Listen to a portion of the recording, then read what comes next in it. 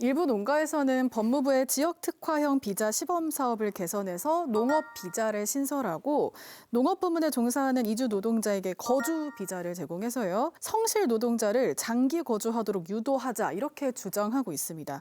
현실적으로 가능할까요? 그 지역 특화형 비자, 농업 비자는 하여튼 논란의 여지가 있긴 합니다. 그러나 현실적으로 필요하다면 네. 이제 들어오는 이주 노동자들의 입장을 반영하는 제도가 이루어졌으면 하는 바람입니다. 이 말은 무슨 말이냐면 비자를 세분화한다는 것은 사실은 이주 노동자를 통제하기 위한 발상이거든요. 저도 사실은 이 일을 20년 동안 했습니다만은 쪼개진 비자 종류를 다 모를 정도로 비자 종류가 복잡해요. 그렇게 복잡하게 있는 이유는 그 비자조에 따라 사람을 차별하겠다라는 거거든요. 그래서 문제인데 농업 비자도 인력의 도입의 측면에서 고민을 하는 거죠. 그런 의미에서 좀 더 보완이 이루어진다고 보고요. 비자제도 아울러서 농촌에서 일할 수 있는 제반 여건을 만드는 게 먼저 우선이 돼야 되겠죠. 그 중에 하나가 농촌에서 일하는 이주 노동자들의 가족 초청에 대한 고민도 해야 돼요. 고용노동제 제도 중에 여러 가지 문제가 있지만 그 한 개 중에 하나가 뭐냐면은 이주 노동자들이 가족 초청을 할 수가 없어요. 네. 그래서 이것은 인권적인 차원에서 가족 초청을 해야 되는 측면도 있습니다만은 특별히 농촌 지역에 있는 이주 노동자들은 조심스럽게 이야기긴 합니다만은 농촌 인력을 좀 보완한다는 측면에서도 좀 전향적으로 열어나갔으면 좋겠다라는 생각들이 들고요. 그 다음에 이제 이 농업 비자를 발행하면은 공공영역으로 포괄해서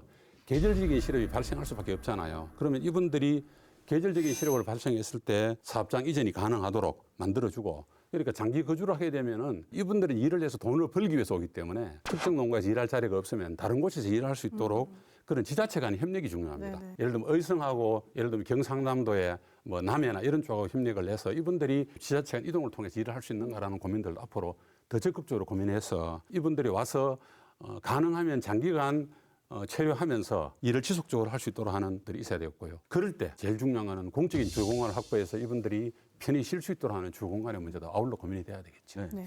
저도 거주 비자와 관련해서 조건을 좀 살펴보니까 학력이 국내 전문학사 이상이 돼야 됩니다. 네.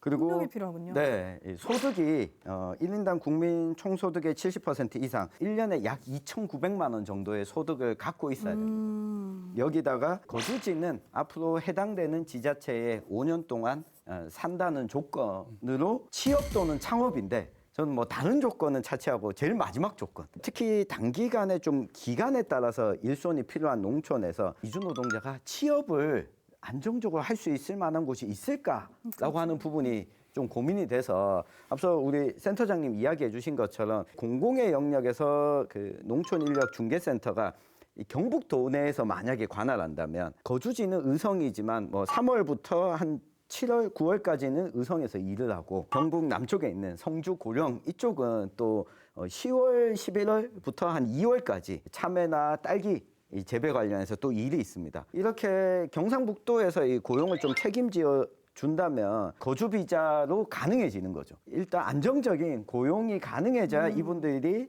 거주 비자를 또 발급받을 수 있기 때문에 실질적으로 제도가 활용 가능한 형태를 지역 차원에서 고민을 해봤으면 하는 바람입니다. 이제 정부가 외국 인력의 장기 취업 등과 연계해서 중장기에 지금 개선 방안을 마련하고 있는 것 중에요.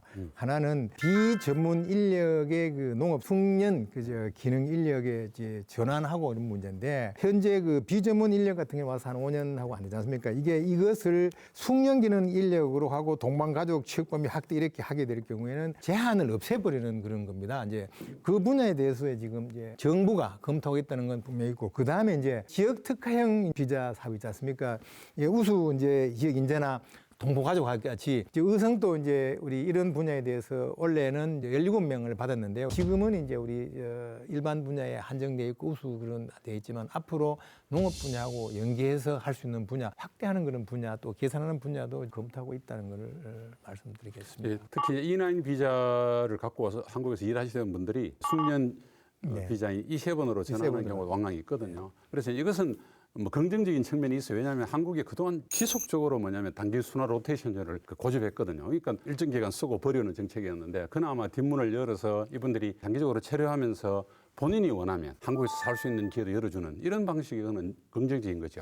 다만 인력의 활용이라는 측면에서 이 문제를 바라보니까 여러 가지 문제가 생기는 건데 그런 부분에 대해서도 점진적인 개선이 이루어져서 이분들이 자기의 권리를 누릴 수 있는 여러 가지 보완들이 아울러 이루어져야 된다. 좀 더 적극적인 노력들이 있어야 된다고 생각합니다. 아까 말씀 주셨는데요. 정부나 지자체 입장에서 보면은 관리 문제가 굉장히 어렵습니다. 왜냐하면 자격이 안 되는데 너무 확대해버리면은 어렵기 때문에 다만 지자체 입장에서 실제로 필요한 그런 분야가 오히려 더 피해를 볼 수 있는 그런지 않나 하는 그런 생각도 듭니다. 조심스럽다. 네.